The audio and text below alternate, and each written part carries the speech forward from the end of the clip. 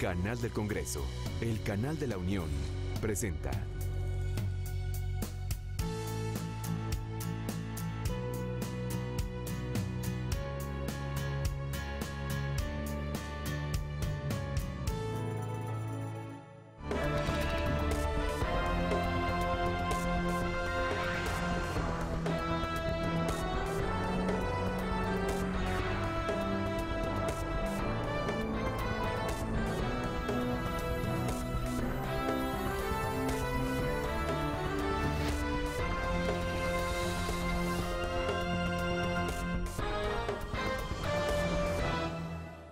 Gracias por continuar en la señal del canal del Congreso, el canal de la Unión, en donde le damos a conocer de manera oportuna el acontecer legislativo de nuestro país. En ese momento dará inicio el panel La visión de los embajadores de México en Europa. Esto le comento que es en el marco del Foro México en el Mundo, diagnóstico y perspectivas de las relaciones internacionales.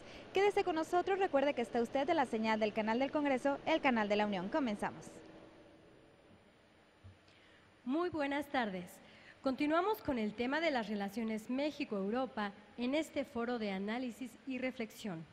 Damos inicio a nuestro cuarto panel de opinión con el tema La visión de los embajadores de México en Europa. Para presentar y moderar esta mesa de trabajos, nuevamente nos acompaña el senador Rabindranath Salazar Solorio, presidente de la Comisión de Relaciones Exteriores en Europa. Tiene la palabra, senador.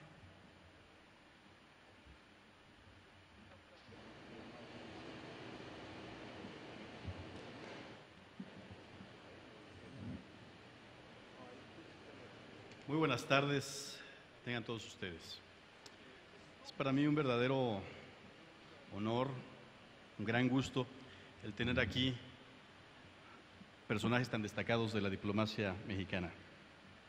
Se encuentra para participar en este foro La visión de los embajadores de México en Europa, nuestra embajadora emérita Patricia Espinosa Castellano, quien es embajadora de México ante la República Federal de Alemania. Bienvenida, embajadora.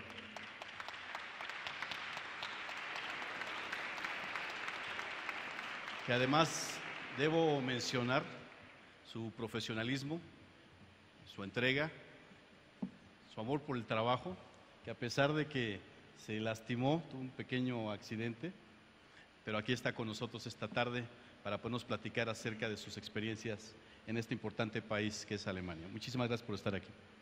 Nos acompaña también el embajador Alfredo Pérez Bravo, embajador designado de México ante la República Portuguesa. El día de ayer, debo aclarar, el día de ayer ingresó el nombramiento para ser ratificado ante el Senado de la República, pero hemos revisado y tiene una amplísima experiencia en un sinnúmero de países donde siempre ha puesto en alto el nombre de nuestro país, lo cual no me cabe duda que será ratificado por el Pleno de este Senado. Bienvenido, embajador. Se encuentra también con nosotros el embajador Luis Alfonso de Alba, embajador de México ante la República de Austria y representante permanente de México ante organismos internacionales de Viena. Bienvenido, embajador.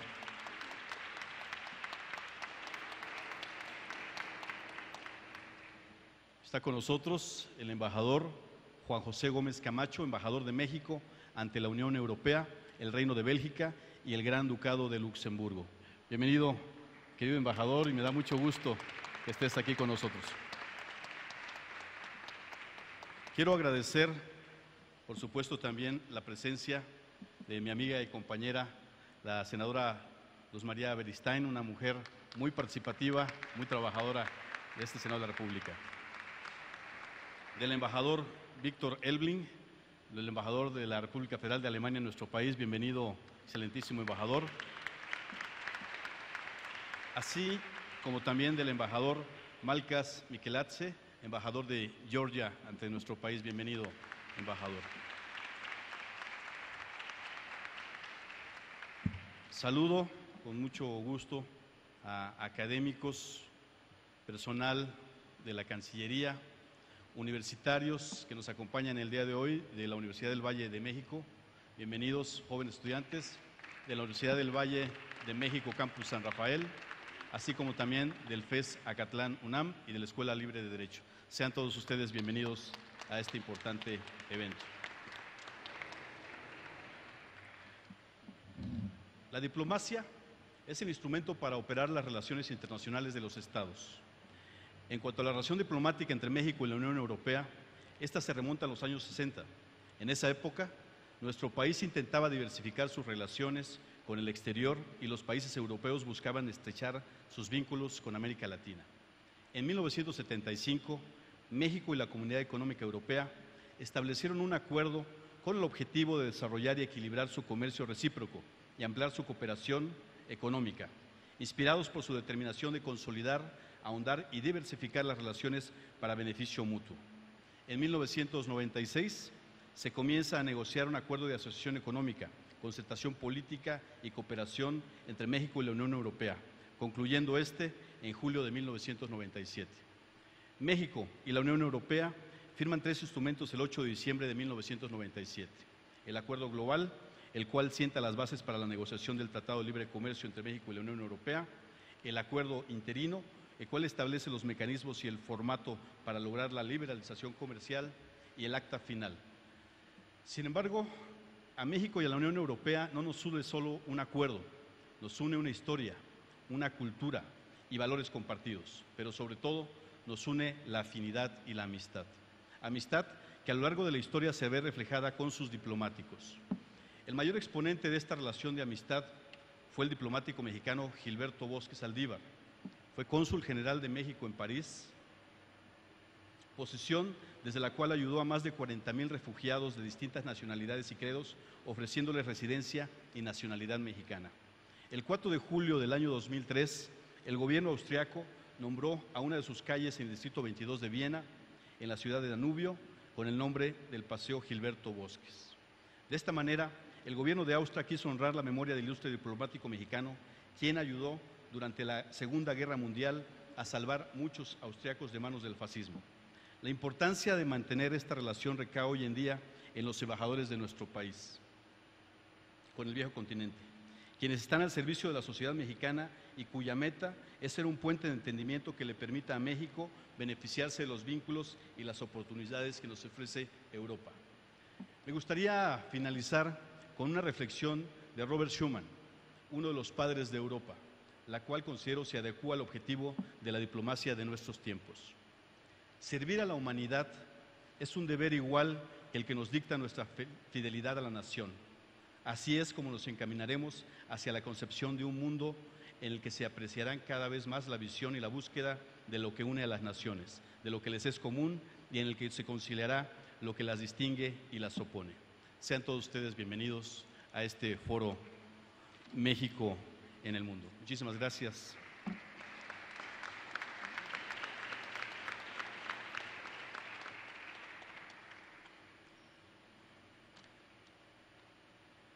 Y siendo las 4 de la tarde con 25 minutos del día 18 de febrero del año 2015, vamos a proceder a dar inicio al panel La visión de los embajadores de México en Europa.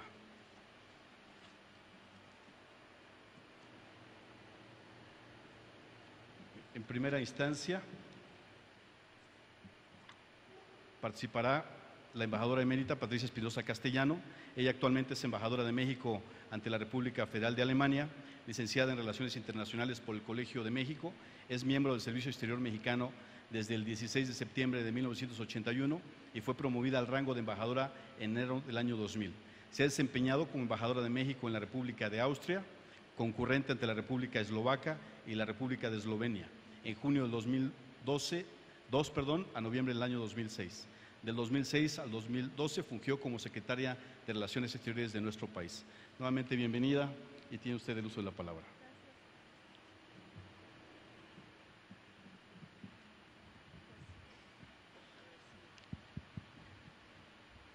Si me permiten, senador, yo quisiera hacer uso de la palabra desde aquí por razones obvias y, en primer lugar, saludarlo a usted con mucha gratitud, mucho aprecio y un enorme respeto, y agradeciéndole la invitación del presidente de la mesa directiva y su invitación para poder estar en esta tarde con ustedes en este panel de discusión con mis entrañables amigos, compañeros del Servicio Exterior que nos acompañan.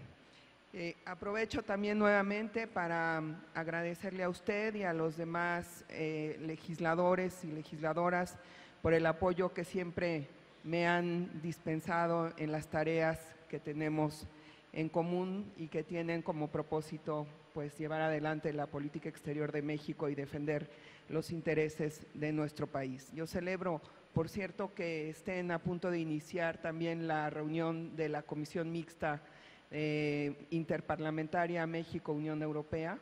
Es uno que, aunque lo traía en mis notas como un punto para abordar al final, creo que conviene comentarlo desde ahora. El diálogo interparlamentario es realmente uno de los principales componentes que en el mundo actual tiene y debe de tener la política exterior.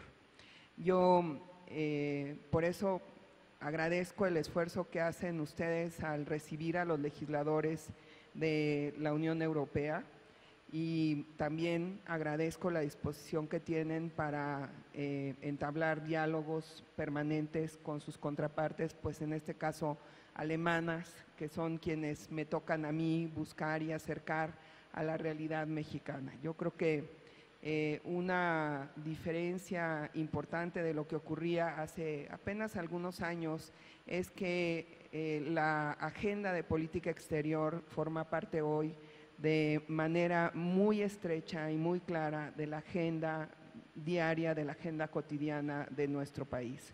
Y eso pues nos obliga a nosotros en el servicio exterior, pero no solamente a hacer nuestro trabajo, sino también a buscar una participación y a buscar motivar y sensibilizar a los demás actores políticos sobre la importancia de su interacción con sus pares en los distintos países del mundo. Así es que muchas gracias. Este foro además es un foro que tiene una gran importancia porque pone de manifiesto el diálogo que existe y debe de seguir existiendo y debe de seguirse fortaleciendo entre el Ejecutivo y el Legislativo en materia de política exterior. Por supuesto, en todos los demás temas también, pero eso se da de manera como más natural, más cotidiana. En temas de política exterior se da de manera mucho más limitada. Yo lo celebro, lo agradezco y ojalá que pues esto sea una tradición que se inicie y que pueda continuar en los próximos años. En lo que se refiere a la relación entre México y Europa, usted ya mencionaba de manera muy acertada los instrumentos que brindan una base muy sólida a los vínculos de México con Europa.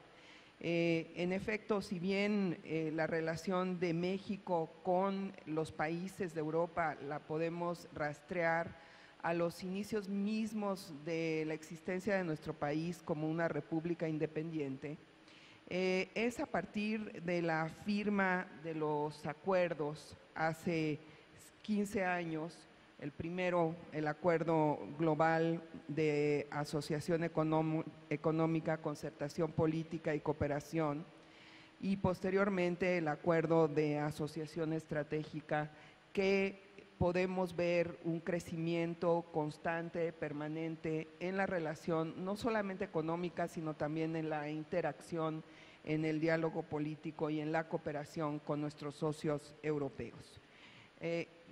Yo estoy segura de que Juan José hablará mucho del proceso que estamos llevando a cabo ahora para la actualización de nuestro acuerdo con la Unión Europea. Quizás entonces yo voy a referirme más bien a algunas de las características del acuerdo global que en realidad me parecen relevantes porque establecen una diferencia muy clara frente a otros acuerdos que nuestro país ha suscrito y que lo distinguen por dos razones fundamentales. Una es por su lógica y la otra por su alcance. Algunos académicos así lo explican. El acuerdo global tiene una lógica distinta, por ejemplo, en comparación con el Tratado de Libre Comercio con América del Norte. El acuerdo global tiene un enfoque de arriba hacia abajo, es decir, es un acuerdo que busca crear las condiciones institucionales para que los intercambios en todos los ámbitos económicos, políticos y de cooperación puedan aumentar. El Tratado de Libre Comercio con América del Norte, por su parte, en realidad tuvo más bien un enfoque pragmático de regular los intercambios y la relación intensa que ya se estaba dando entre los países de América del Norte, y en este sentido es lo que algunos especialistas llaman es un acuerdo con un enfoque bottom-up. Es decir, con Europa lo que buscamos, y creo que actualmente lo podemos evaluar de manera muy positiva, fue crear las condiciones para desarrollar una relación más sistemática, permanente, constante y además con marcos muy claros, claramente establecidos para todos los actores. Creo que esa es una realidad el día de hoy y que desde ese punto de vista el acuerdo global ha sido un instrumento amplio que nos ha permitido avanzar hacia los objetivos que se perseguían. El acuerdo global con la Unión Europea además tiene 3 pilares, el económico, el político y el de cooperación, que son también aspectos que lo distinguen de otros acuerdos, como el caso del Tratado de Libre Comercio con América del Norte. En el ámbito político, por ejemplo, el acuerdo con la Unión Europea se basa en principios democráticos, en el respeto a los derechos humanos, los cuales forman una parte esencial del acuerdo y sirven como base fundamental de las políticas tanto internas como externas de las partes. En su momento, a la negociación de este acuerdo, aceptar este tipo de redacción en un instrumento internacional fue un cambio histórico. Nuestro país dio en ese sentido un golpe de timón con respecto a temas que tradicionalmente habíamos considerado exclusivamente de la jurisdicción interna. Realmente las características también del proceso en Europa, que es algo que ocurrirá ahora también con la actualización del acuerdo, que implicaba que cada país de la Unión Europea tenía que dar su acuerdo, su anuencia, tenía que aprobar formalmente el acuerdo con México, pues hacía indispensable que hubiera una comunidad explícita y un compromiso explícito en estos ámbitos. Y yo creo que además esto fue muy de la mano con el proceso que se dio en el ámbito multilateral en Naciones Unidas con respecto a una voluntad creciente de parte de nuestro país de asumir mayores compromisos en el ámbito de observancia de los derechos humanos y de promoción del Estado de Derecho. Este pilar político entonces es una base fundamental para que exista hoy en día una comunicación a nivel político regular y que haya una verdadera interacción entre todos los distintos actores en el Parlamento Europeo, en los distintos congresos, en los distintos grupos políticos de los diversos socios europeos. El otro aspecto que es distinto al que tenemos con otros países, con otros socios, es el de cooperación.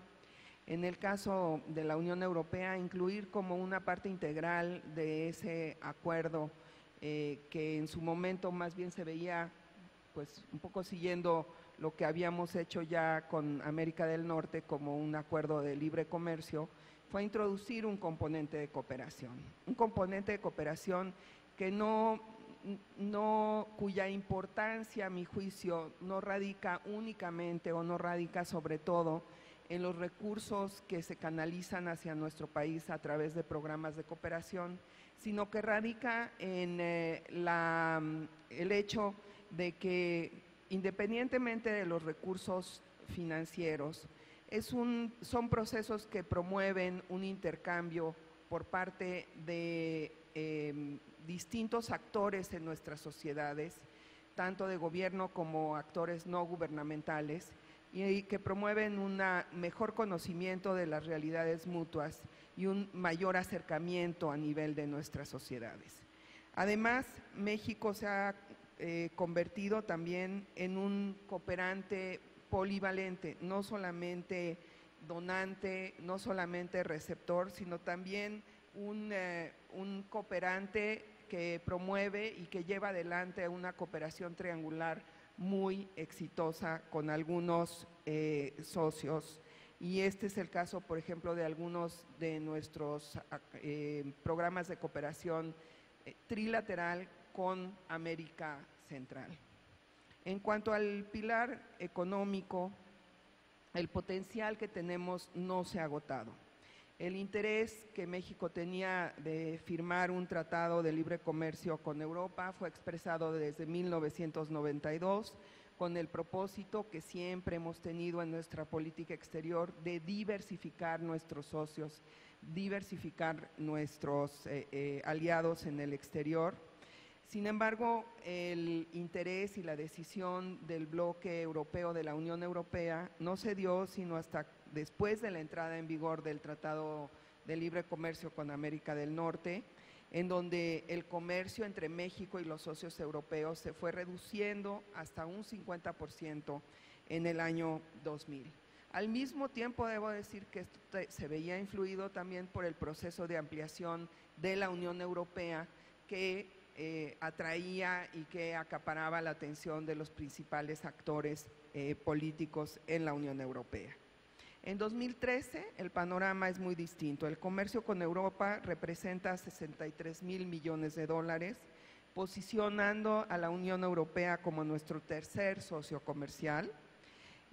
Aunque el intercambio económico disminuyó durante la crisis de 2008, 2009, 2010, al día de hoy hemos ya superado los niveles que se tenían antes de la crisis, aunque todavía con una tasa de crecimiento anual menor. Comparado con las cifras previas a la entrada en vigor del acuerdo global, las importaciones de Europa hacia México han aumentado 226% y las exportaciones en 261%. Si tomamos en cuenta el flujo de inversión extranjera directa acumulado en los últimos 10 años, Estados Unidos ocupa el primer lugar con un 50% del total y la Unión Europea con un 38%, dirigido principalmente al sector de servicios, especialmente financieros y turismo, y seguido por el sector manufacturero. Sin embargo, en términos anuales, el bloque europeo ocupó el primer lugar en 2010 con el 67% y en 2013 con el 57%. Y esto sí marca un cambio enorme en nuestra vinculación con el exterior y en cómo México es percibido como un país en donde vale la pena invertir y hay que apostar con México. Y esto, pues afortunadamente lo vemos con mucha satisfacción y de manera muy cercana desde la Embajada de México en Alemania. Y ustedes habrán registrado en los últimos meses el anuncio y el inicio de inversiones alemanas crecientes en México, de gran trascendencia para algunas regiones del país y para el país en su conjunto. Todas estas cifras nos permiten ver una relación económica muy fuerte, pero también nos permiten reconocer que todavía hay un enorme potencial. Y un poco con el propósito de lograr aprovechar al máximo este potencial, estamos ahora en un proceso de actualización del acuerdo global que está en curso y al cual no me voy a referir porque sé que el embajador Gómez Camacho lo hará y lo hará mucho mejor de lo que yo lo puedo decir. Así es que por ese motivo quisiera ahora hacer un par de comentarios sobre la posición de Alemania en un momento importante a nivel global. en un proceso en el que estamos presenciando una reconfiguración del sistema internacional. Yo tengo el privilegio de poder observarlo desde Berlín, un lugar en donde creo que puedo decir con absoluta tranquilidad, se encuentra el gobierno que está desempeñando un papel decisivo en la manera como esa reconfiguración global, europea primero y después global, se va a dar, y que es el gobierno de Alemania. Alemania se encuentra en efecto actualmente en una posición de liderazgo que no necesariamente es resultado de un objetivo específico de política exterior, pero sí una consecuencia de una suma de factores que la han consolidado como el nuevo líder europeo con capacidad suficiente, tanto política como económica, para impulsar decisiones difíciles en la Unión Europea. Esto no quiere decir que no haya una discusión sobre hacia dónde va la política exterior alemana. De hecho, el nuevo canciller alemán, el doctor Frank-Walter Steinmeier, ha impulsado un proceso de discusión, una serie de foros, por cierto, muy interesantes, abiertos, con participación de actores políticos de distintas fuerzas políticas, pero también de especialistas y de actores externos para hablar sobre distintos aspectos de la política exterior alemana. En ese sentido, quizá destacar que la rápida recuperación económica de Alemania tras la crisis 2008-2009 se debió en gran medida a que un porcentaje muy importante de la iniciativa privada alemana se sigue manteniendo en grandes y medianas empresas familiares que han pasado de generación en generación sin haber salido a cotizar en la bolsa. Son empresas familiares que siguen siendo manejadas como empresas familiares, y en muchos de los casos son empresas líderes a nivel mundial, y eso les ha dado pues una posibilidad de desarrollar, a pesar de ser empresas familiares, pequeñas y medianas, claro, comparadas con las empresas pequeñas y medianas mexicanas, son generalmente, no siempre, pero generalmente son empresas más grandes, con más fortaleza, tanto en la parte tecnológica como en la parte financiera, pero de todas maneras siguen siendo, digamos, un esquema de negocios singular que les permite desarrollar una visión de largo plazo, una visión en donde estamos hablando de empresas que no están pensando en una inversión que tiene que estar redituando dentro de 2 o 3 años, sino que realmente desarrollan una visión de largo plazo, y que eso es lo que al final del día les ha dado ese lugar de liderazgo a nivel mundial en muchos de los ámbitos en los que se desarrollan.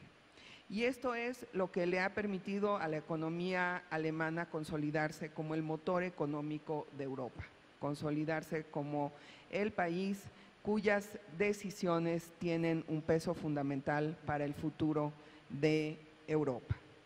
En el ámbito político también Alemania ha empezado a desarrollar un papel fundamental. Quizá el ejemplo más claro, reciente, es el manejo de la crisis de Ucrania, en donde Alemania, y aquí pues hablamos de la canciller federal Angela Merkel, pero también el ministro de Relaciones Exteriores Frank-Walter Steinmeier, se han consolidado como los interlocutores que tienen la capacidad para hablar con todas las partes involucradas en los distintos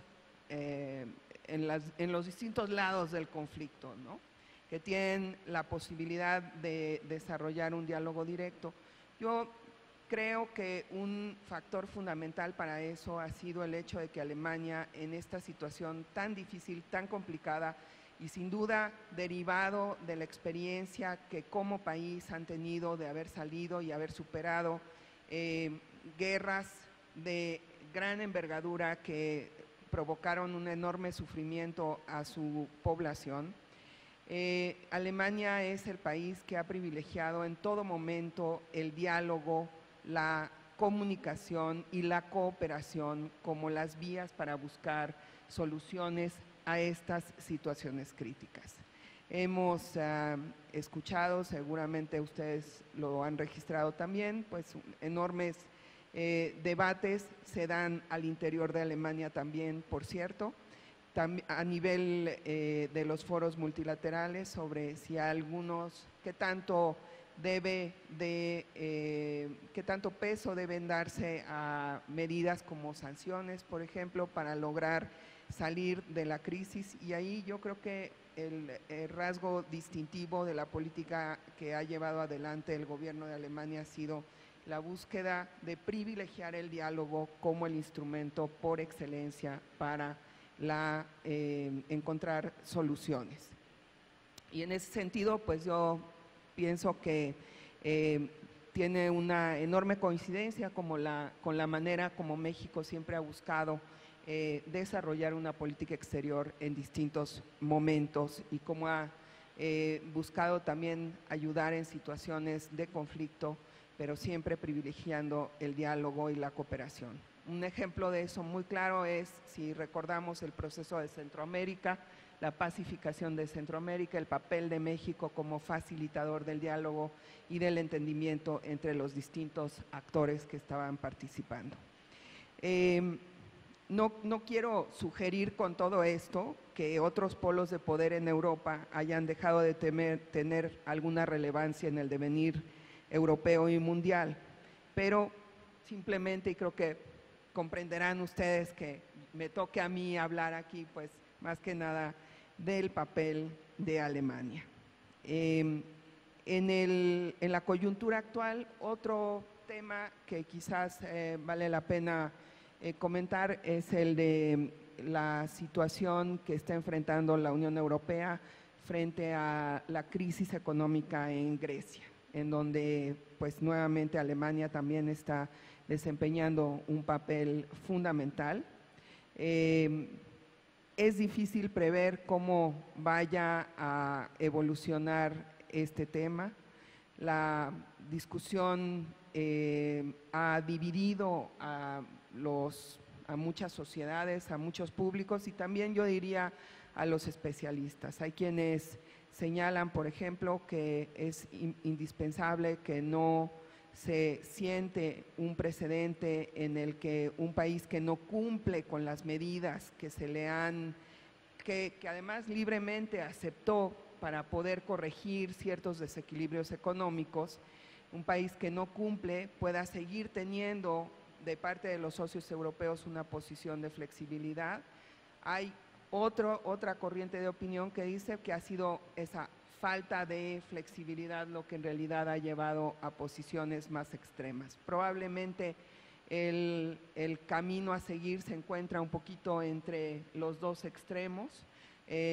Yo creo que buscar compromisos con respecto a la voluntad de cumplimiento de las obligaciones que libremente se adquirieron y por otro lado también pues permitir que se generen las condiciones adecuadas para que ese cumplimiento se pueda dar.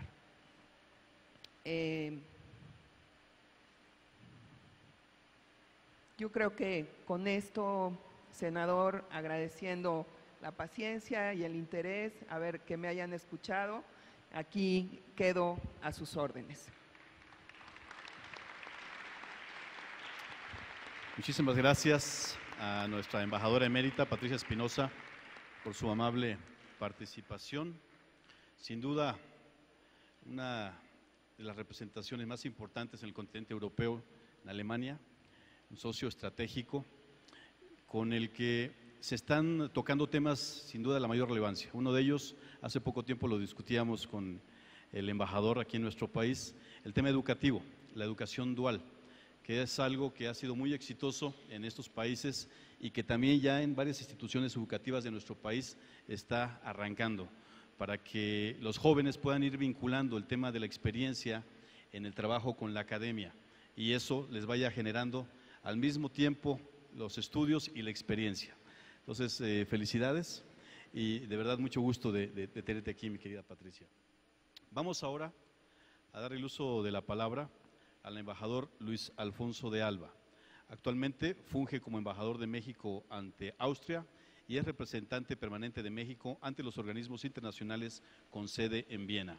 Cursó la licenciatura en Relaciones Internacionales en el Institut d'études des Relations Internacionales en París, Francia. Es diplomático de carrera, habiendo ingresado al Servicio Exterior Mexicano en 1983, y en el exterior ha fungido como representante permanente de México ante las Naciones Unidas en Nueva York, así como también ha sido representante permanente de México ante la Oficina de las Naciones Unidas y otros organismos internacionales con sede en Ginebra, Suiza. Tiene el uso de la palabra, embajador. Muchas gracias, senador. Permítame también empezar agradeciendo al Senado de la República y a usted en lo personal esta invitación. Yo considero que este foro, donde tuve también la oportunidad de participar el día de ayer, representa un hecho verdaderamente histórico en términos de el espacio que el Senado le brinda a la política exterior y a la difusión de las políticas del gobierno en materia de política exterior para beneficio de la población en general y de manera muy especial de jóvenes, que he visto muchos participando en este evento, y por eso mis primeras palabras para enfatizar ese reconocimiento por la iniciativa que han tenido ustedes. Para hablarles un poco la situación en la zona en la que tengo el privilegio de representar a México, específicamente en Austria, con concurrencias en Eslovaquia y en Eslovenia, y quizá alguna nota final sobre la parte multilateral que también se desarrolla en el seno de los organismos de Naciones Unidas y otros organismos internacionales que están en Viena. Yo quisiera primero que nada empezar recordando algunos de los vínculos históricos. Usted, senador, empezó ya recordando el respeto que le tienen a Gilberto Bosques por el papel extraordinario que jugó facilitando el traslado de numerosos refugiados, en este caso austriacos, a México, y que han formado una comunidad en nuestro país que ha indudablemente enriquecido nuestro proceso cultural y nuestro proceso de desarrollo. Creo que ese es un vínculo que está poco explorado, que estamos precisamente trabajando en este momento con algunas asociaciones en Viena, y que próximamente yo creo que podríamos, espero que con el apoyo del Senado, hacer un reconocimiento más amplio a esa labor de Gilberto Bosques y específicamente de las aportaciones de la comunidad austriaca. Hay otro personaje también muy querido en México, en Austria, y es Isidro Fabela. Isidro Fabela ha recibido numerosos reconocimientos, tiene también una calle con su nombre y sobre todo generó un espacio, una plaza que se conoce como la Plaza de México en Viena, reconociendo, repito, su labor particularmente en el momento de la anexión nazi y su rechazo explícito en el marco de la Sociedad de las Naciones. Esa etapa histórica en donde México tuvo un pronunciamiento firme, basado en principios de derecho internacional y desde luego principios de nuestra política exterior, hoy bien enmarcados en la Constitución, le han valido a México, yo creo que en Austria, y la embajadora Espinosa, que fue también embajadora en Austria hace unos años, quien dejó un excelente legado, podrá coincidir conmigo, le abren un espacio político y de amistad muy entrañable. Hay otros episodios históricos que no son tan afortunados, pero que también tendrán que ser revalorados y en otros casos procesados. Me referiría en primer lugar al papel que jugó Maximiliano en México y que yo creo que en alguna medida se ha juzgado, yo diría que por lo menos con alguna dureza, y que habría que distinguir, y es una de las cosas que hemos tratado de hacer últimamente, habría que distinguir lo que fue la invasión francesa y la pretensión de imponer un imperio en México con la personalidad de Maximiliano, con los aportes que pudo, que seguramente hizo y podrían ser reconocidos, y procesar, como muchas otras etapas de nuestra historia, con una visión, yo diría, mucho más moderna, más abierta, correspondiente con la evolución democrática de nuestro país, esos episodios. Y desde luego está el tema del penacho, el famoso penacho del México antiguo, el penacho de Moctezuma, que siempre ha sido una piedrita en el zapato en esta relación bilateral, que no está cerca de ser resuelta, lamentablemente, pero que sí ha sido objeto de pasos importantes. Y también nuevamente yo quisiera reconocer aquí a la embajadora Espinosa, porque ella inició desde que era embajadora en Austria, pero sobre todo como canciller, un proceso que permitió la recuperación del penacho, y eso me parece fundamental. Se hizo un ejercicio muy profesional de restauración y de conservación de esta extraordinaria pieza del México precolombino, y esto ya dio entrada a una relación distinta con las autoridades austriacas, porque estamos cooperando por la preservación de un bien cultural de un valor universal. Habrá que continuar desarrollando las discusiones y el marco que permita en algún momento que el penacho se encuentre en México, y eso pues tomará algún tiempo. Por lo pronto lo guardaron, es una tristeza. El museo donde está albergado este penacho está en remodelación, y parece que así quedará en una bodega por lo menos un par de años, es decir, que aquellos que viajen a Viena en los próximos meses no lo podrán ver. Esto era una oportunidad extraordinaria para haber acelerado el proceso y que pudiéramos nosotros tenerlo aquí. Lamentablemente no se pudo. Pero estos son, digamos, los toques un poco anecdóticos de esta relación. Yo quisiera también, si usted me lo permite, senadora, hablar, siguiendo la presentación de la embajadora y seguramente la complementación que hará el embajador Gómez Camacho sobre la renovación del marco jurídico, la relación de México con la Unión Europea, yo quisiera enfatizar el papel de Europa Central y el papel de Austria en el contexto del desarrollo, no solo de nuestras relaciones con estos países, sino también con los países de Europa del Este. Y quisiera iniciar señalando que veo una gran oportunidad para incrementar las relaciones culturales, económicas, comerciales de México con esa zona, que no ha sido, y lo digo con toda franqueza, no ha sido bien percibido, suficientemente asimilado, ni por nosotros ni por ellos. Tenemos que hacer un trabajo todavía muy intenso. Estamos hablando de economías relativamente pequeñas, pero con gran capacidad de crecimiento, con gran capacidad económica, porque los per cápita son muy altos, pero siguen viendo todavía a mercados más tradicionales, e incluso cuando se habla de América Latina, siguen viendo prioritariamente la relación con Brasil.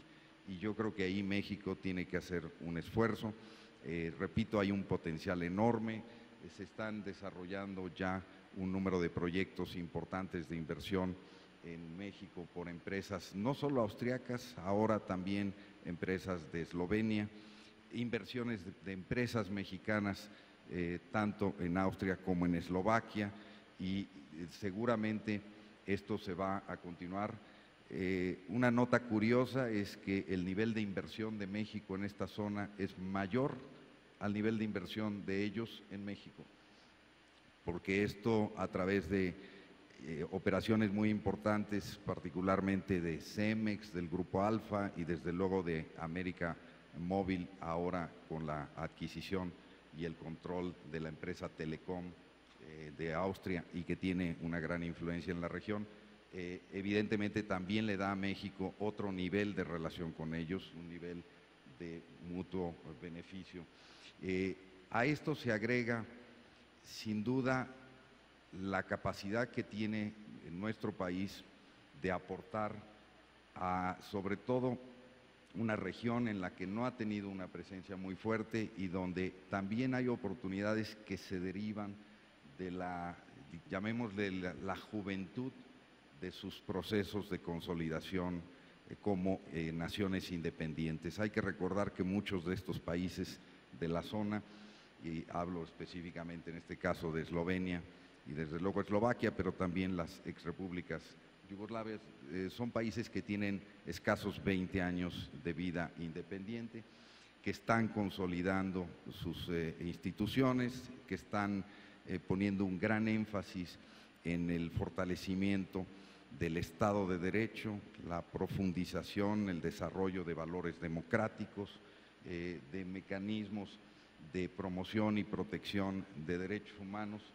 que con mucha frecuencia podrían ser asimilados con procesos por los que nuestro país ha pasado ya, sobre todo en los últimos años, cuando hemos entrado en este proceso de apertura, yo diría desde finales de los años 90 hasta el día de hoy. Estas oportunidades, si las aprovechamos, se pueden canalizar también no solo a nivel bilateral con cada uno de estos países, sino también con grupos informales de coordinación que han ido ellos estableciendo. Y me refiero de manera particular al Grupo Visegrado, que aglutina desde Polonia, la República Checa, Hungría y Eslovaquia, un esfuerzo de coordinación al interior de la propia Unión Europea que da un espacio, abre un espacio propio.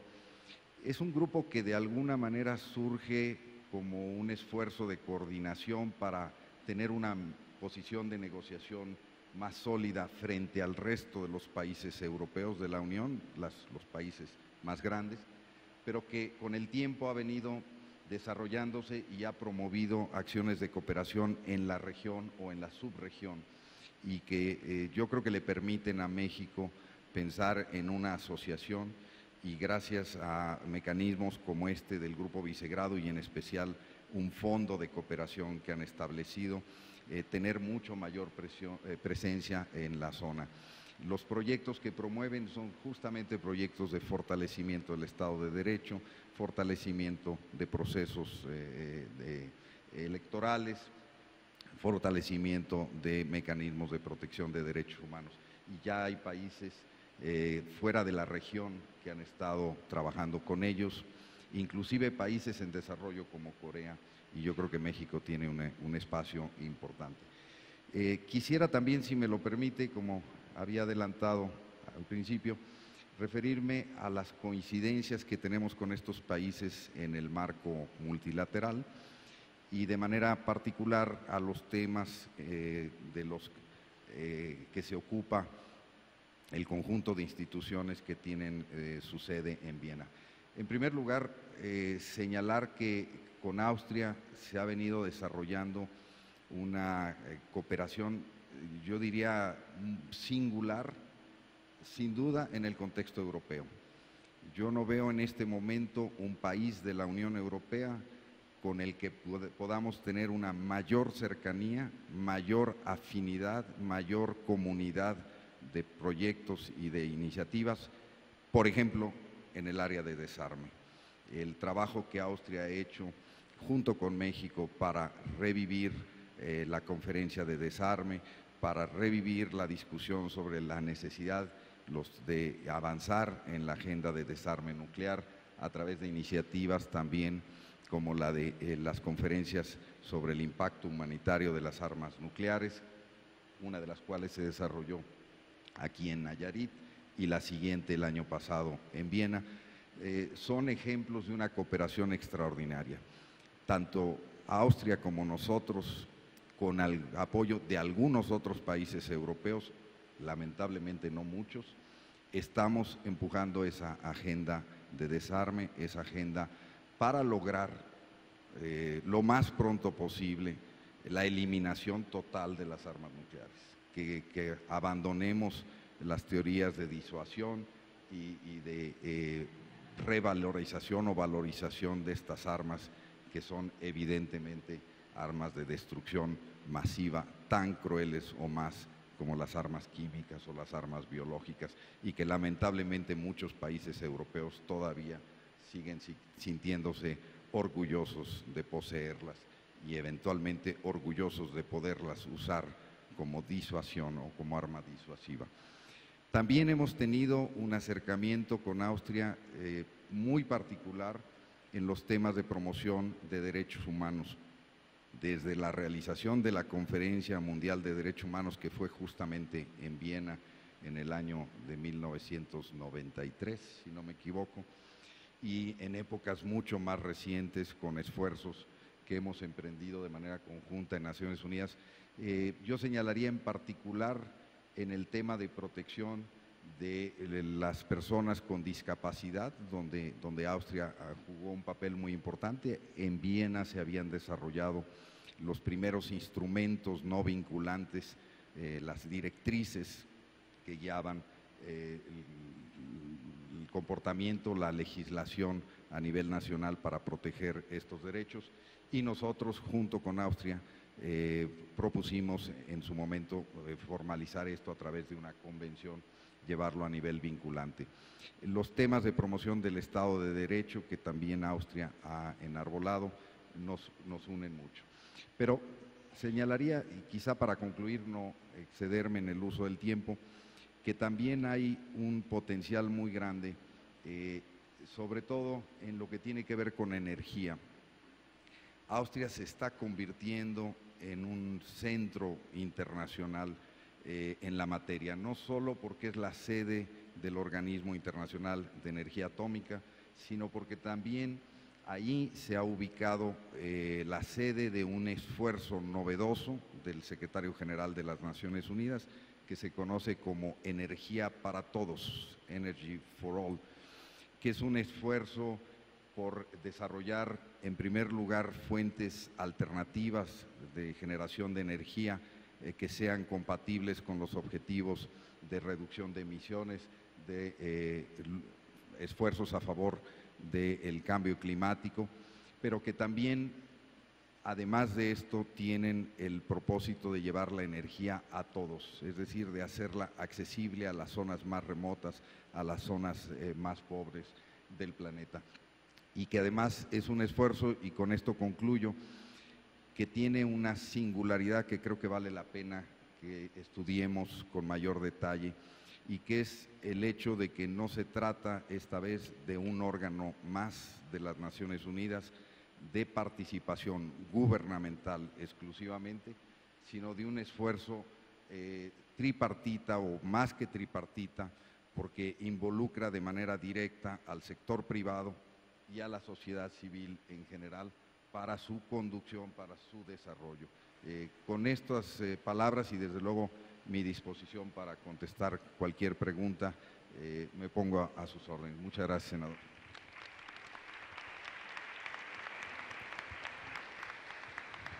Muchísimas gracias al embajador Luis Alfonso de Alba por su participación sobre este último comentario que hace acerca del tema energético. Creo que estamos en el mejor momento de poder explorar y poder tomar en cuenta experiencias positivas en otras regiones del mundo y sobre todo en Europa. Países como Alemania, como Austria, como España, Inglaterra, tienen experiencias vastas sobre el manejo de energías limpias, y en el Senado de la República estamos por iniciar la discusión precisamente después de que se ha aprobado la reforma energética, donde hablamos del petróleo, del gas, del fracking y de muchas situaciones, pero ahora vamos a empezar una discusión muy interesante sobre energías alternativas. México teniendo todo el potencial de energía eólica, de energía solar, de energía geotérmica, de energía hidráulica, y no lo hemos capitalizado. Somos una potencia de energías alternativas y sin duda las experiencias que podemos comprobar y podemos tomar de otros países sin duda van a ser muy valiosas para nuestro país. Pues muchas gracias, y vamos ahora a dar el uso de la palabra al embajador Alfredo Pérez Bravo.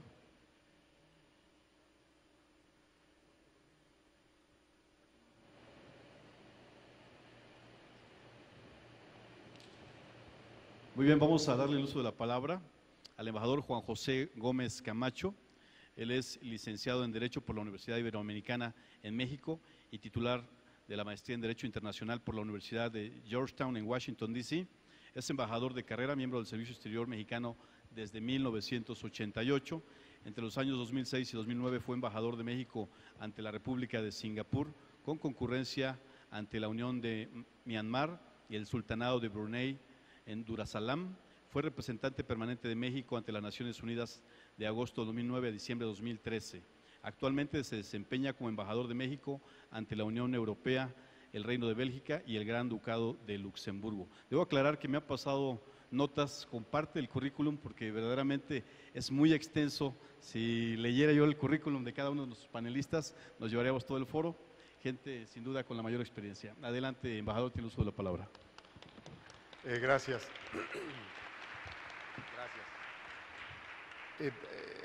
Senador, primero déjeme sumarme a mis queridos amigos en el agradecimiento y reconocimiento al Senado de la República y a la Comisión para Europa por haberme invitado a participar esta tarde con ustedes. Es algo que, como ellos, celebro enormemente, no solamente porque tenemos la oportunidad de compartir y explicar las relaciones de México con Europa, sino además también, senador, porque esto refleja algo muy importante en nuestro país, que es la democratización de la política exterior. El hecho de que hoy el Senado de la República, en el Senado de la República, se debata de manera constante, intensa, importante la política exterior, que en México se debata la política exterior de manera pública, es algo que nosotros, los diplomáticos, lo celebramos enormemente. Es un reflejo de un estado avanzado de la democracia de México y francamente lo celebramos, y para mí es un enorme placer poder estar esta tarde con ustedes, entre otras por esa razón. México-Unión Europea. Entiendo, senador, que esta mañana o esta tarde se discutió antes ya con amplitud por qué nos importa a nosotros nuestra relación con la Unión Europea. Quizás entonces déjenme invertir la pregunta y empezar explicando un poco por qué le importa México a la Unión Europea, por qué somos importantes para la Unión Europea, y después entro rápidamente a conversar un poco sobre en dónde estamos, esta actualización y renegociación de nuestra relación con esta institución. Quizás debería decir, primero que nada, que la Unión Europea es es el ejemplo de integración regional más sofisticado, más avanzado y más fascinante que existe en el mundo. No creo que sea replicable, y además los niveles de prosperidad y paz que este proceso de integración ha alcanzado son extraordinariamente destacables. Y eso hace que, por cierto, para nosotros, el gobierno mexicano, el Estado mexicano, naturalmente es una relación de primerísimo nivel. ¿Por qué somos importantes para la Unión Europea? Somos importantes por muchas razones, y comienzo con la primera, después explico otras, y diría, para terminar, diciendo que la combinación poderosa de varias de estas razones hace que México sea de una gran relevancia para la Unión Europea. La primera es que México y la Unión Europea compartimos raíces, compartimos orígenes, compartimos cultura. México es incuestionablemente, con nuestras características propias, pero incuestionablemente occidental. Compartimos valores, compartimos principios, y eso es algo que no solamente no se soslaya, sino al contrario, para efectos de la Unión Europea, desde la perspectiva de la Unión Europea, es de una relevancia muy, muy importante. Y siguiendo esta línea de pensamiento, la relación que la Unión Europea ve con nuestro país es una relación entre democracias, y eso también, como digo, tiene un valor muy señalado que tampoco se puede soslayar. Pocos países de la envergadura, del tamaño y de las características que tiene México tienen o comparten o experimentan esta afinidad de visiones, de principios, de convicciones culturales e históricas con la Unión Europea. En esta misma línea de razones, y sin ningún intento de ser modesto como mexicano, una razón importante para la Unión Europea es simple y sencillamente que México es un país enorme. Somos un país gigantesco desde cualquier punto de vista. Somos un país, una nación claramente emergente, una nación que el día de hoy tiene una gran relevancia a nivel internacional, pero sobre todo que el día de mañana la tendrá más. Si ustedes comparan cifras, nos comparamos con la Unión Europea en distintos ángulos, algunas de las cifras resultan francamente impresionantes. Hago a un lado las obvias son el tamaño de nuestra población, somos un país de 120 millones de habitantes, es decir, entre 35 millones más que el país europeo, del miembro de la Unión Europea más grande en población, que es Alemania. Si medimos territorio, por ejemplo, bueno, pues el territorio mexicano es un poco superior a un poco más de la mitad del territorio total de la Unión Europea. Esos dos son obvios y son conocidos, pero vayamos a los números económicos, a las cifras económicas. Si vemos el Producto Interno Bruto de México, por ejemplo, midamos estrictamente como PIB o bien sobre la base de la paridad de compra, el tamaño de la economía mexicana es superior más o menos a entre 23, 24 miembros de la Unión Europea. Es decir, 23 o 24 miembros de la Unión Europea, y con algunos números hasta 25, son más pequeños que México. Otra razón importante por la cual nos ven como nos ven es porque nuestro país tiene, además, senador, como lo hemos usted y yo conversado antes en otras ocasiones, somos un país con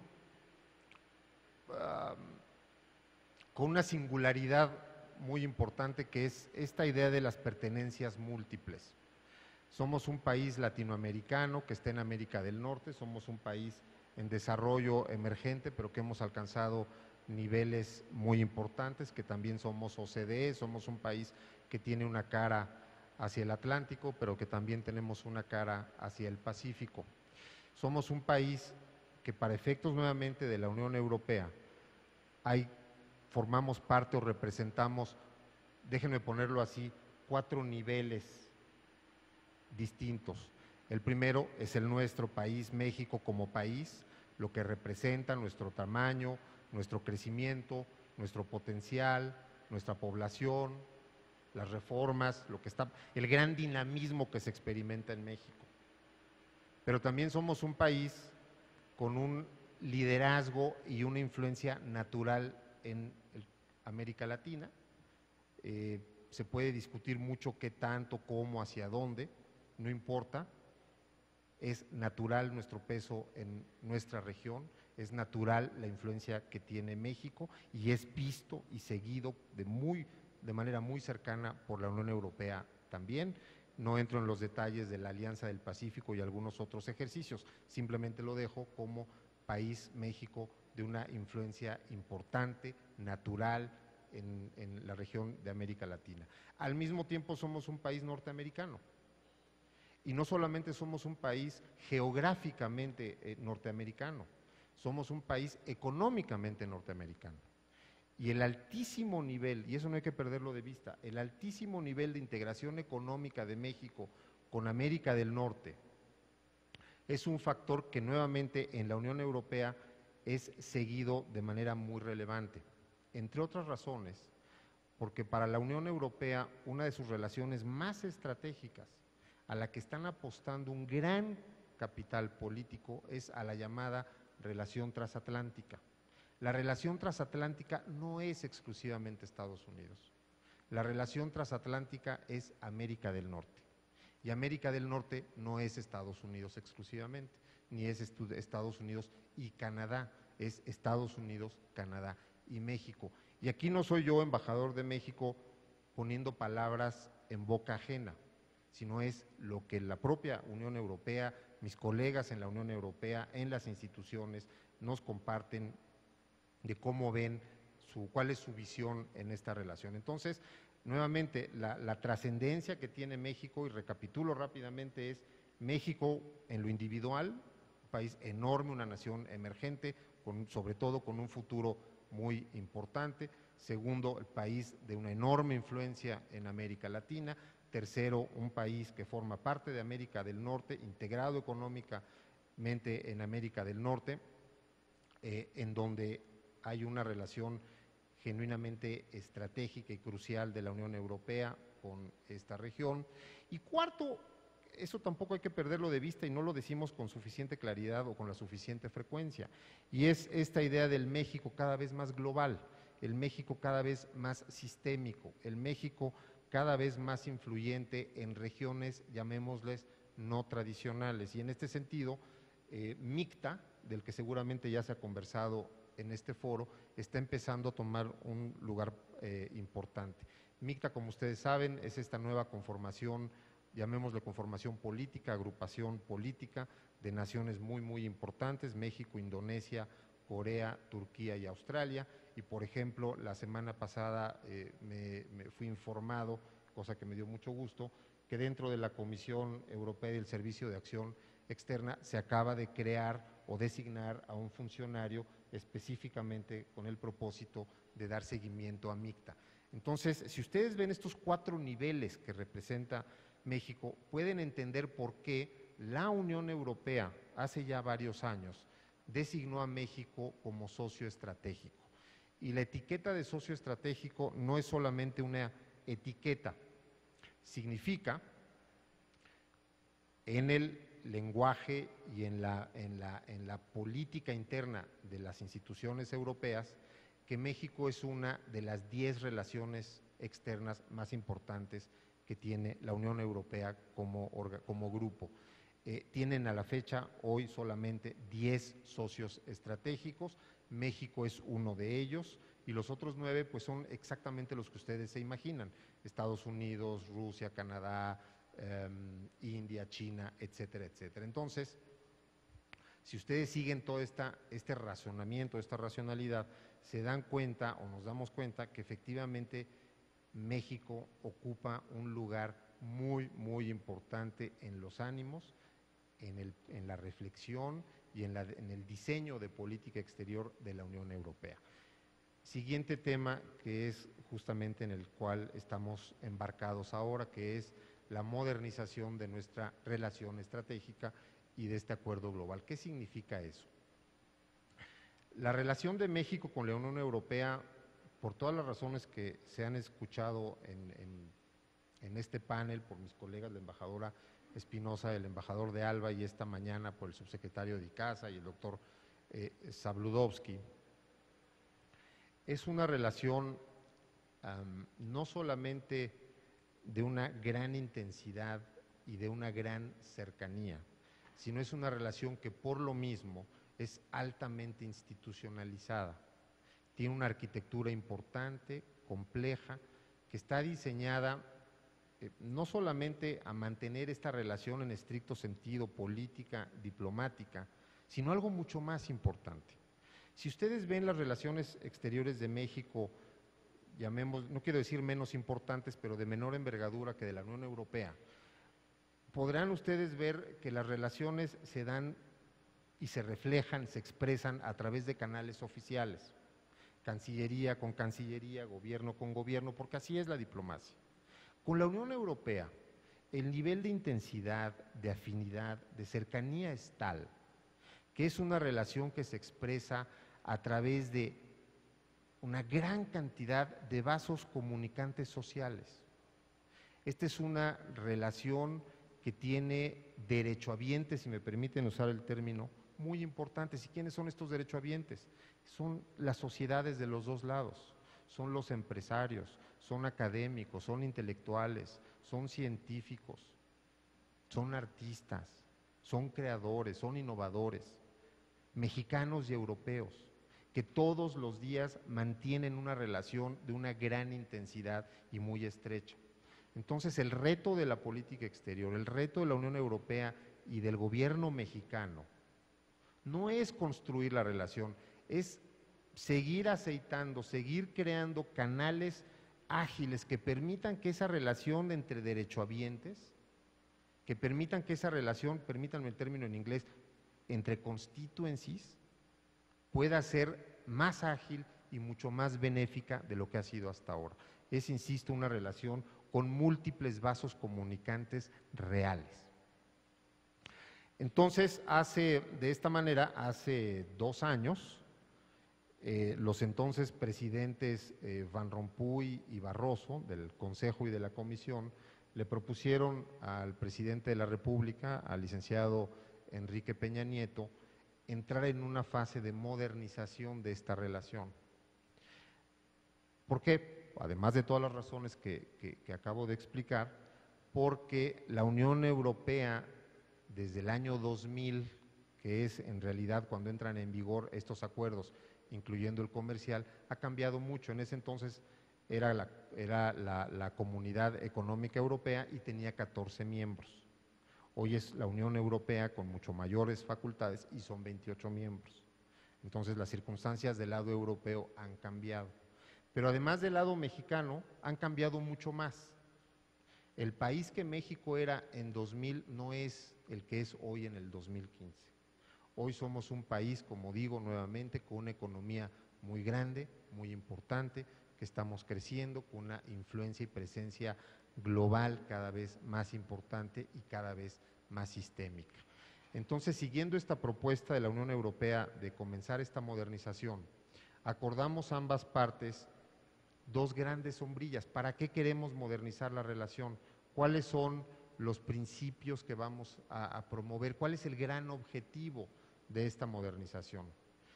Y bilateralmente acordamos 2 principios que son centrales y que reflejan esta importancia de lo que quiero explicar.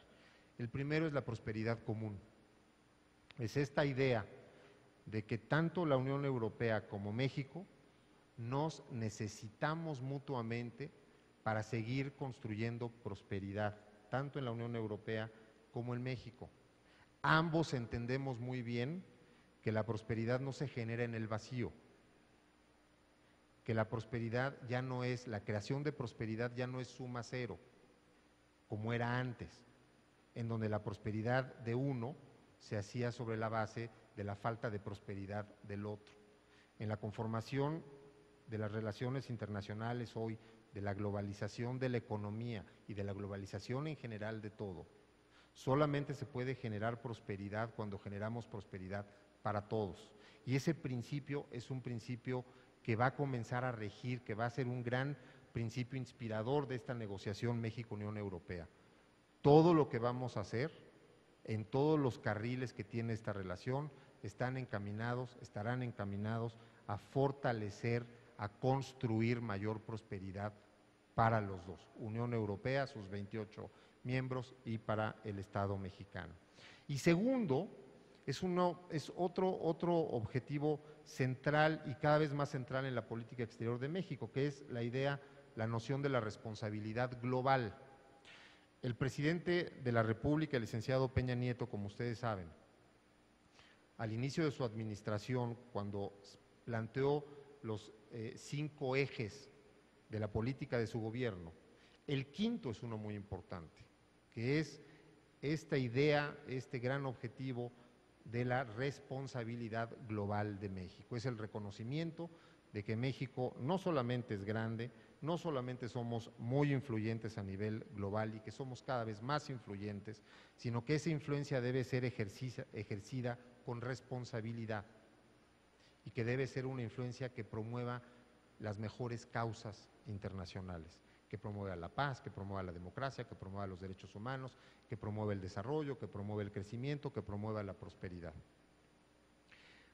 Pocas relaciones, pocas asociaciones de México, como la de la Unión Europea, tienen la capacidad de ayudar a México a hacer realidad esta idea de la responsabilidad global. Y en sentido inverso, Pocas relaciones de la Unión Europea tienen la capacidad de contribuir a su propia idea, que es la nuestra, de su responsabilidad global, como la de México o como la relación con México. ¿Por qué? Porque los dos compartimos el principio, pero además los dos tenemos capacidades diferenciadas, tenemos influencias en distintas partes, tenemos experiencias en distintas partes que se retroalimentan de una manera excepcional. El embajador de Alba les puede decir, el embajador Espinosa, por ejemplo, en el ámbito multilateral, la forma tan cercana y natural con la que trabajamos México y la Unión Europea, porque no solamente compartimos valores, principios, visiones de política exterior, de cómo entendemos la globalización del mundo y las relaciones multilaterales, sino porque además tenemos capacidad de fortalecer mutuamente nuestras, como digo, capacidades. De esta manera se desprende, senador, esta gran negociación en la que nos hemos embarcado con la Unión Europea. Como decía la ex canciller Espinosa, este gran acuerdo México-Unión Europea tiene tres pilares, tiene tres carriles. Uno es el de diálogo político, el otro es el de cooperación y el tercero es comercial. En el caso del de diálogo político, es el sentido de este pilar es el diálogo constante, sectorial, entre autoridades europeas y autoridades mexicanas en un número muy importante de temas diferentes. Pueden ser temas sociales, pueden ser asuntos políticos, pueden ser asuntos económicos, asuntos de desarrollo. Tenemos diálogos sectoriales que operan con un gran dinamismo entre las dos partes, en donde secretarías de Estado mexicanas, no sé, Desarrollo Social, SEDATU, la Secretaría de Hacienda, la Secretaría de Educación Pública, CONACULTA, conversan de manera sistemática con sus contrapartes europeas con la idea de fortalecer el intercambio de experiencias, con la idea de fortalecer las capacidades que unos y otros tenemos en esos ámbitos. La idea de la modernización en este capítulo en particular es no solamente generar diálogos muchísimo más eficaces, mucho más ágiles, sino que además sean sobre temáticas mucho más modernas. Por ejemplo, vamos a incorporar seguramente el tema energético, vamos a incorporar la agenda digital, telecomunicaciones, y que además todos estos diálogos se traduzcan en resultados mucho más tangibles y mucho más concretos para ambos. El carril de la cooperación es uno muy, muy interesante, también ya lo mencionaba la ex canciller Espinosa, es uno en el que básicamente lo que estamos buscando, lo que queremos ambos, es tener un esquema de cooperación mucho más sofisticado, un esquema de cooperación que esté mucho más enfocado a sectores mucho más sofisticados, a nichos mucho más complejos, en donde no solamente México, sino también la Unión Europea tenemos capacidad de contribuir. Es decir, hay la percepción que en la cooperación México-Unión Europea hay una relación vertical en donde la Unión Europea nos da dinero para que nosotros aprendamos o hagamos cosas. Quiero decirles que la relación de cooperación con la Unión Europea es una relación horizontal en donde ambos financiamos. Por euro que pone la Unión Europea hay un euro mexicano, y no solamente es para beneficiar y desarrollar capacidades en México, sino también para beneficiar y desarrollar capacidades en la Unión Europea. Y tercero, y con esto termino, senador, es el carril comercial. En el año 2000 entró en vigor el Tratado de Libre Comercio México-Unión Europea, como decía también el embajador Espinosa, es un tratado que tuvo, sobre todo en su primera fase, un éxito extraordinario y que multiplicó el comercio entre ambos de una manera muy sobresaliente. Al mismo tiempo, es un vehículo superado, es un tratado que en su momento fue un tratado de vanguardia, fue un tratado de última generación, hoy es un vehículo superado. Es un tratado que en realidad solamente abarca o liberalizó bienes y en algún sentido servicios, pero nada más. Las consecuencias de eso fueron por un lado, como decíamos, un gran crecimiento de la relación comercial, económica y de inversión México-Unión Europea, pero al mismo tiempo Hay que decirlo, durante los últimos 8 años este desarrollo se ha ido quedando lento, ¿no? Tiempo. Bueno, espero que podamos terminar este tratado en los siguientes, el mandato para negociar de la Unión Europea en los siguientes 6 meses y empezar la negociación 6, 7 meses formal. Gracias, senador, y perdón que me haya extendido en el uso del tiempo. No, muy contrario, embajador, muchísimas gracias a nuestro embajador Gómez Camacho por su participación. Y vamos a dar ahora el uso de la palabra al embajador Alfredo Pérez Bravo, quien actualmente se desempeña como asesor especial del secretario de Relaciones Exteriores. El embajador Pérez Bravo es miembro del Servicio Exterior Mexicano desde 1980, es licenciado en Relaciones Internacionales por la Universidad Nacional Autónoma de México. Previamente fungió como director general de protocolo, ha sido también embajador de México ante la Federación Rusa, embajador de México en Malasia, embajador de México en Panamá y con toda certeza en próximos días embajador de nuestro país en Portugal. Adelante, tiene uso de la palabra, por favor.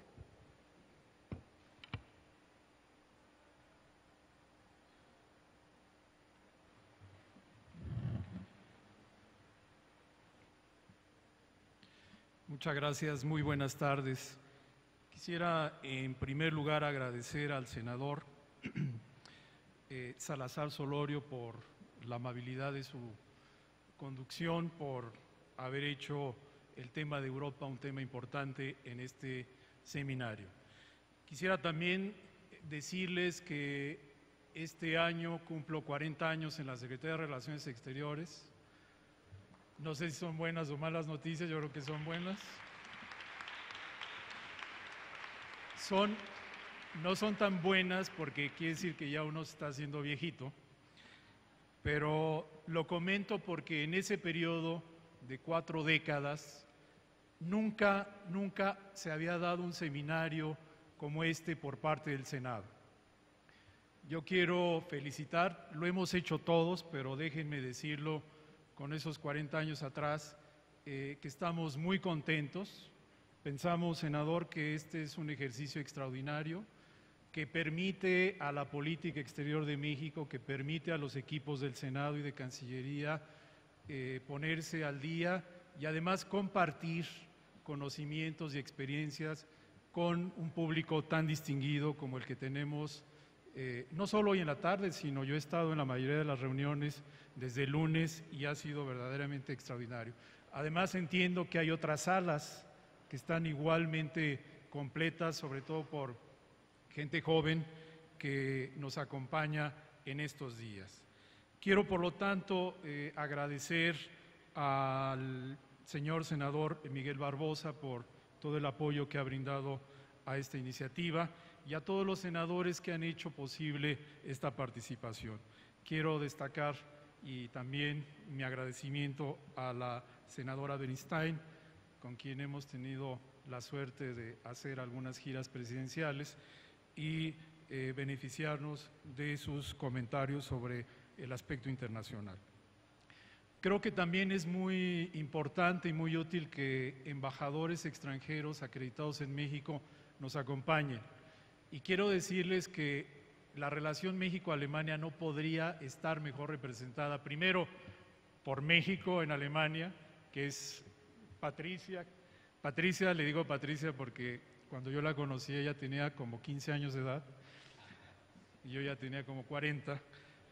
Y además una gran canciller que yo quiero mucho, y Víctor, el embajador de Alemania aquí, que es un extraordinario embajador.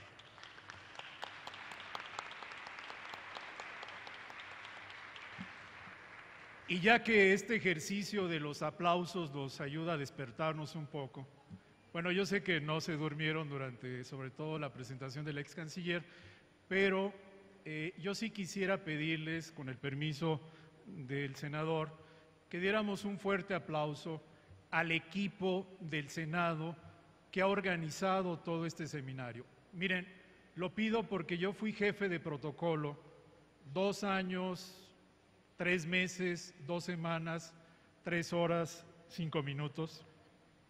Y créanme que la organización de estos eventos es muy complicada, y muchas veces no se da uno cuenta de todo lo que viven. A lo mejor están durmiendo 3, 4 horas por estar atendiendo todo. Así que yo propongo un aplauso para el equipo del Senado y también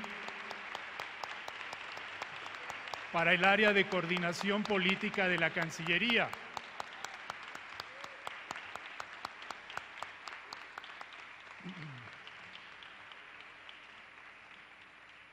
Quiero decirles también que es una alegría. Voy a agotar mis 15 minutos en agradecimientos, pero bueno, ojalá me regalen unos 2 más por este paquete de agradecimientos, ¿verdad? Pero decirles que estar con estos 3 multilateralistas mexicanos es verdaderamente un lujo. Cuando yo entré a la Cancillería, Luis Echeverría era el presidente de México y Alfonso García Robles era el canciller mexicano. Y desde ese momento me quedó claro que la parte fuerte de la política exterior de México es la parte multilateral. Tenemos grandes multilateralistas y aquí tenemos 3 de ellos.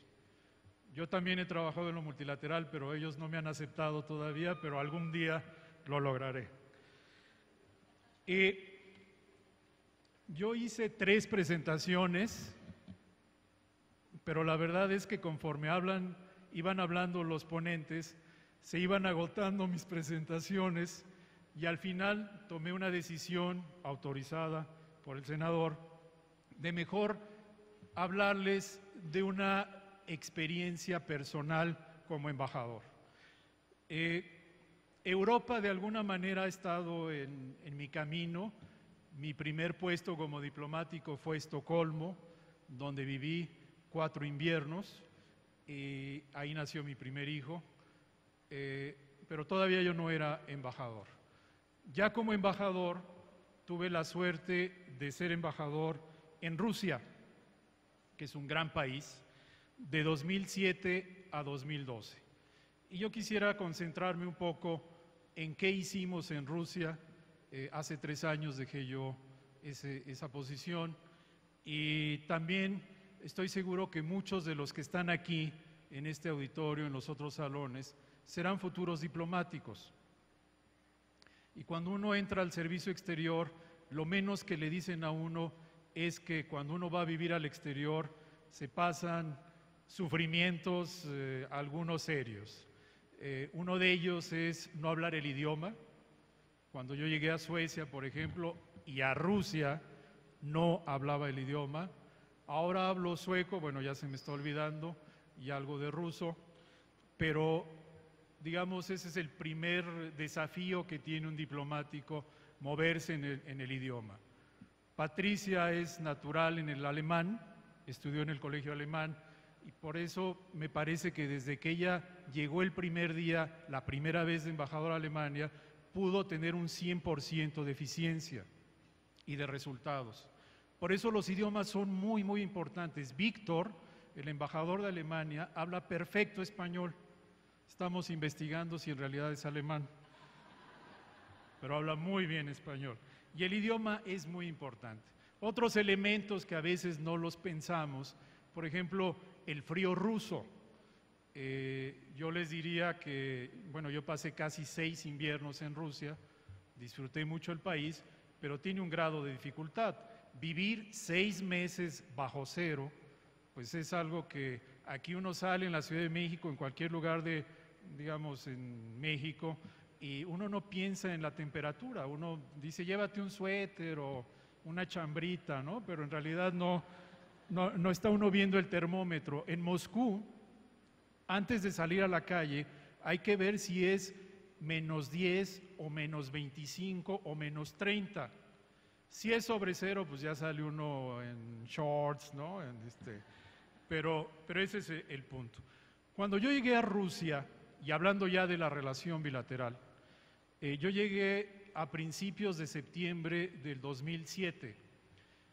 Es una fecha muy importante para todas las embajadas porque estamos en plena preparación de la fiesta nacional. Entonces yo reuní a los funcionarios diplomáticos de la Embajada de México en Rusia y les pregunté cómo iban los preparativos. Y ellos me empezaron a decir, bueno, vamos a tener como 400 invitados. Y le dije, quisiera ver la lista. Y cuando vi la lista de invitados, me percaté que el más joven de ellos tenía 80 años y que no había en esa lista un solo empresario ruso. Y la respuesta de algún colega fue, lo que pasa es que el sector privado apenas está madurando en este país, está en transición, etcétera, etcétera. Entonces, el primer diagnóstico de la relación es que no se movía, pero respiraba. Entonces, había que ayudarla a moverse. Algunos datos de cómo estaba la relación. Tardábamos 45 días en dar una visa a ciudadanos rusos, imagínense.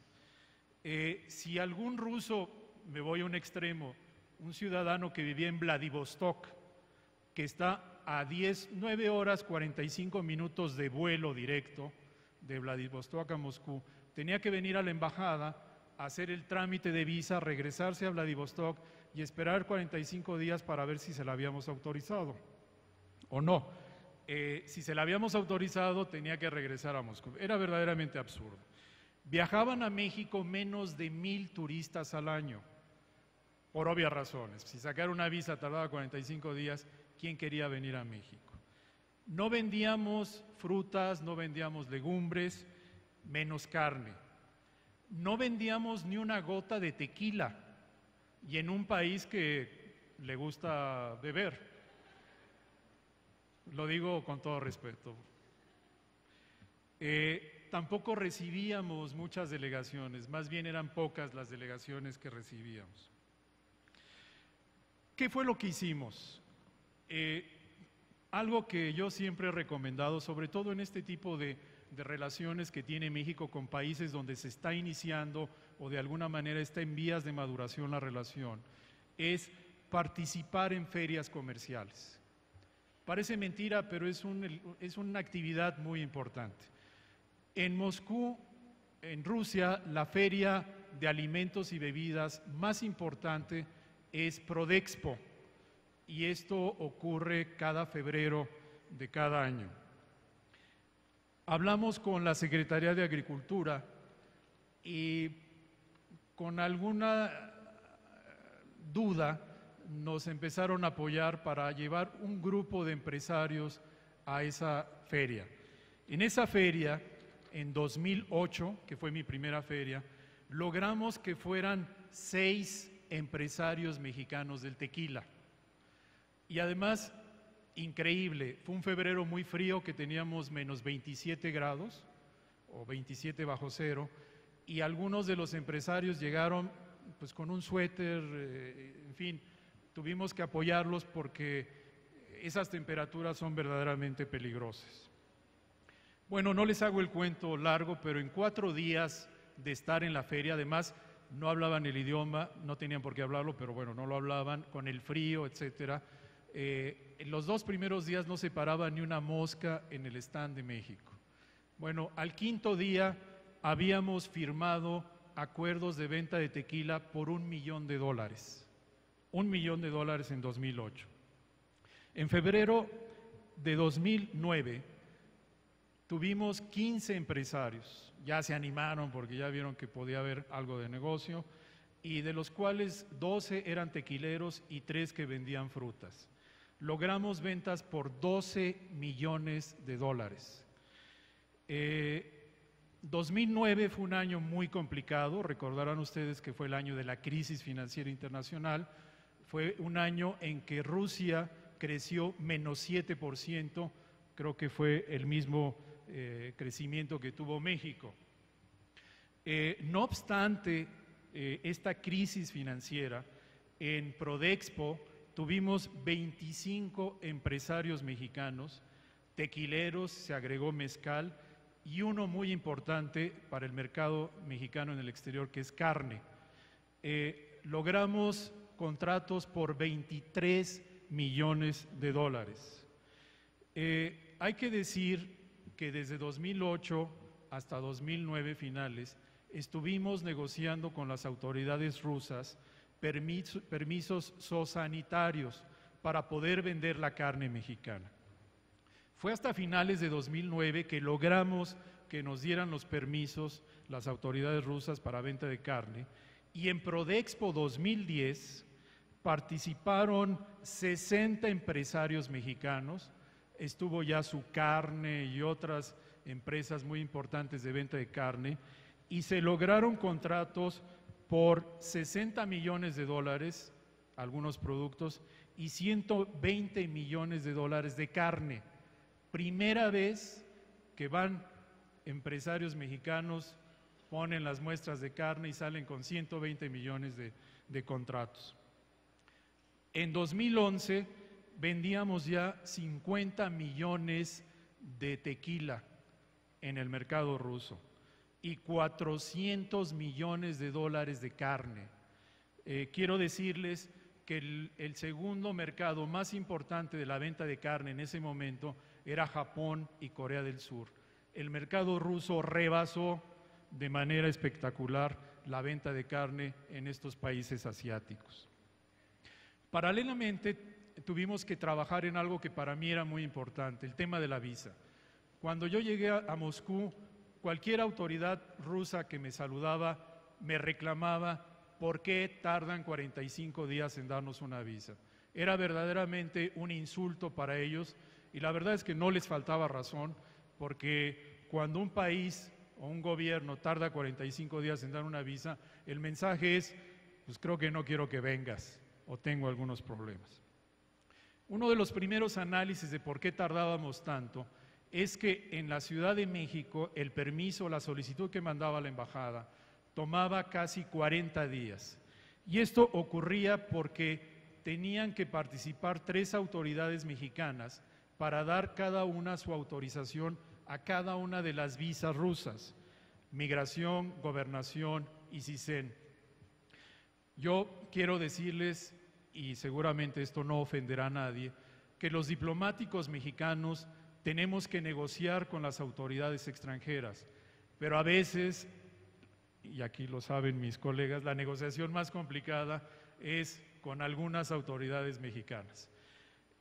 Convencer a estas 3 instituciones que los rusos no eran malos, ya ven, no me dieron el bono de mis 2 minutos. Bueno, sí me lo dieron. Bueno, no, la verdad es que ya tenemos que terminar. Yo les iba a hablar también de Portugal y de Panamá y Malasia, pero yo creo que será en otra ocasión. Pero déjenme decirles que logramos disminuir los tiempos de visa de 45 días en 2008 a 15 días, y en 2010 logramos algo fabuloso: una sola base de datos para una visa electrónica. Los rusos entraban a internet y conseguían su visa para México en 1 minuto. ¿Qué significó eso? Que en 2007 viajaban menos de 1,000 turistas a México, en 2009 recibimos 20,000 turistas, en 2010 75,000 y en 2012 cerca de 100,000. Esto implicaba una derrama de casi 400 millones de dólares. Es decir, en el año 2012 estábamos ingresando a México casi 1,000 millones de dólares. Esto se lo expliqué a la Oficialía Mayor de la Secretaría para que nos aumentaran el sueldo, nos dieran más recursos, pero no los convenció del todo. Así que para el próximo seminario les comentaré el segundo capítulo de la historia rusa y el primero de Portugal. Muchas gracias.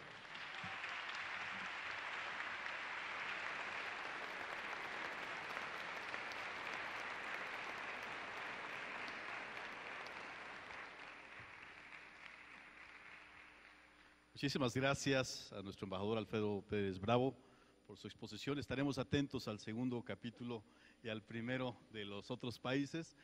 Sí estamos un poquito justos de tiempo. Les comentaba yo hace un momento que en breves momentos estaremos también en una reunión con la Comisión Parlamentaria Mixta y estamos preparando también ese evento, será en un par de horas más y estamos un poquito apurados. Sin embargo, muy importante es que se puedan establecer algunas de las preguntas que han hecho llegar ya con antelación durante la exposición de nuestros panelistas. No sin antes mencionar sobre lo último que exponía muy adecuadamente el embajador Pérez Bravo, y dicho de manera muy coloquial, se dice, se incrementa el comercio, pero ¿en qué? Quienes hemos tenido ya la oportunidad de poder tener contacto con algunos empresarios, con algunos productores y ver que efectivamente esos acuerdos, este diálogo político, esta cooperación y esos acuerdos comerciales rinden frutos, verdaderamente da gusto. Yo tuve la oportunidad, por ejemplo, de estar platicando con un grupo que se organizaron y producen aguacate extraordinario aquí de nuestro país y que se vio beneficiado con esos fondos de cooperación con el Fondo de la Unión Europea, donde, como ya lo explicaba muy acertadamente hace un rato nuestro embajador Gómez Camacho, por cada peso, por cada euro que pone la Unión, un euro lo pone el gobierno federal, y de esa manera se concentran esos fondos para poder impulsar ese tipo de proyectos. He visto cómo se ha visto beneficiado gente que produce aguacate. Ahora mismo hay pláticas con mezcaleros, aparte del tequila que se ha mandado a Rusia, mezcal, bueno, varias bebidas espirituosas y cuestiones mucho más sofisticadas. Tuve la oportunidad de poder platicar con jóvenes talentos mexicanos en el exterior, que es una organización que ha venido creciendo de una manera muy importante, con presencia ya en muchos países europeos. Hay el capítulo alemán, el capítulo inglés, el capítulo español, están en Bélgica. Hay una presencia importante de jóvenes que por diversas razones se han ido o han tenido la oportunidad de ir a prepararse al exterior y se han organizado y están aportando muchos de sus conocimientos, de sus experiencias también ahora para poder impulsar a nuestro país desde el exterior. Y hay gente con grados de especialización increíbles. Hay gente que está trabajando, por ejemplo, en Inglaterra produciendo satélites en áreas verdaderamente especializadas. Hay gente en área médica, hay gente en lo que se puedan ustedes imaginar, aeronáutica, etcétera, y en cuestiones también relacionadas, por supuesto, con el campo. En fin, sin duda, pues, y como conclusión, esta es una gran relación de amistad, de cultura, de educación comercial, relación que sin duda beneficia de una manera muy fuerte a nuestro país y por supuesto al continente europeo. Muchas gracias a nuestros 4 extraordinarios panelistas que nos acompañaron en este foro. A nombre del Senado de la República, del presidente Miguel Barbosa Huerta, les damos la más cordial, el más grande reconocimiento y las más sinceras gracias por su participación. De igual manera a los estudiantes, a los académicos, a los embajadores, a mis compañeros senadores por estar participando en este importante evento y que ya se ha mencionado, sin duda es algo histórico. No se había hecho un ejercicio de esta naturaleza y que tenemos el compromiso de seguir impulsándolo en todas las comisiones. Es una iniciativa que ha tomado el presidente del Senado y que por supuesto ha sido impulsada y avalada y apoyada por todos los demás senadores que tenemos la alta responsabilidad de participar en las comisiones que tienen que ver con la diplomacia de nuestro país. Pues bien, no me queda más que agradecerles y darles un pequeño obsequio a nombre del Senado por su participación y un aplauso para todos ustedes.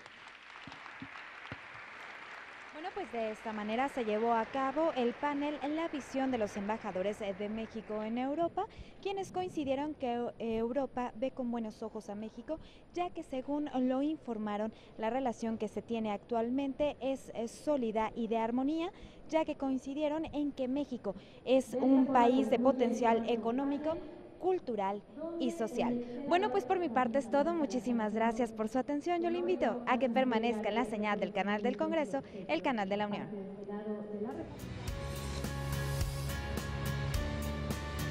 Canal del Congreso, el canal de la Unión, presentó.